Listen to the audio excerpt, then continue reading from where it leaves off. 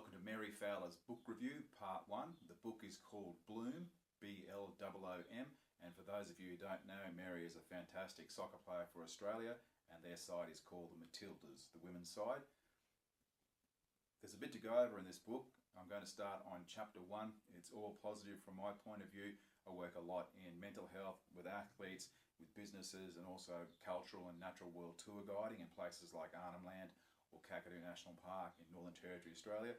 And I also work a lot in mental and physical health just in society, and I really want to change things, and I always look forward to reading a book that's on the same path, maybe looking at it from a different point of view, and it's fantastic that someone so young, Mary, at the age of 22, has released a book like this, and well done to everyone involved, including Penguin, the publishers. So one of the first things I like to point out is that in the first chapter, there were conversations about good days and bad days, and not forcing the issue too much on the bad days. Now, that's really interesting and super cool from my point of view, and when I try and teach this, I'm often going against the grain of society. We're sold to hustle and keep working all day and not rest at all, yet the dream is to have a house, money, car, partner, family, and then have time with them when you're fresh. So it's kind of like the goal is the opposite to what people are actually doing. So it's fantastic whenever I see someone say, well, you have tough days, sometimes you just can't do what you want to do, and you need to be happy with that and relax. So that's one of the take-homes I took out of the first chapter. And one of the other points is very valuable, and that is journaling. Yes, I know journaling has been around for a long time, but it's fantastic just to stabilize yourself. And Mary pointed to the fact that she used it to also look back and reflect.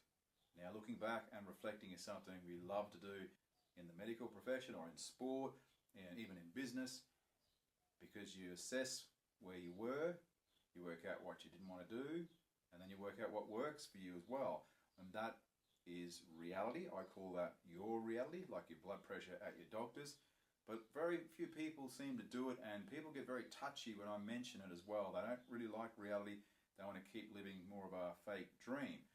But if you don't know reality, you have a fake point on a map.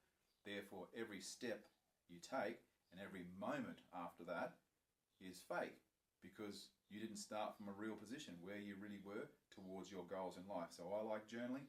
Journaling also keeps you present, and it was referenced in the book as well. And look, that's been around since Buddha and the early Greek philosophers, at least 2,500 years ago. But I think there could even be an Aboriginal painting here in Australia on a cave wall that might reference that back tens of thousands of years. So be prepared for that. As a tour guide, we get to see some amazing art and listen to some amazing stories from original people here in Australia. And some of those stories are deeply layered and complex. And if you've watched the movie 10 Canoes, you might realise that stories take days or weeks to tell. And in specific areas, you have to go through 6 ceremonies to receive those stories. But you also might have to be from a certain lineage. So it's an amazing process. I love learning from different cultures around the world. And don't forget, all of that information is memorized. No looking up books, no looking up the internet. And so when you start to assess what's good for humans and intelligence, and then you realize that people have to memorize encyclopedias, that's a high form of intelligence, okay? So journaling, excellent. Reflection, excellent.